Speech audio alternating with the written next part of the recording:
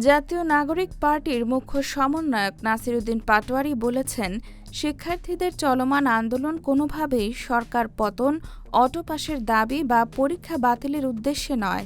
তার ভাষ্য, বন্যা, জলাবদ্ধতা ও চরম দুর্ভোগের মধ্যে পরীক্ষা কেন্দ্রে যেতে না চাওয়া এবং বারবার পরিবর্তিত পরীক্ষা পদ্ধতির গিনিপিগ না হওয়ার দাবিতেই তারা রাজপথে নেমেছে। শনিবার 18 জুলাই ফেসবুকে দেওয়া এক পোস্টে তিনি অভিযোগ করেন, কিছু ব্যক্তি আন্দোলনকে রাজনৈতিক রং দেওয়ার চেষ্টা করছেন, যার ফলে শিক্ষার্থীরা হামলা, গ্রেফতার ও হয়রানির শিকার হচ্ছেন।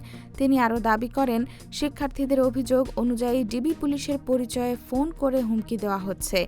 অভিযোগগুলো সত্য হলে তা গণতান্ত্রিক রাষ্ট্রের জন্য উদ্বেগজনক বলেও মন্তব্য করেন তিনি।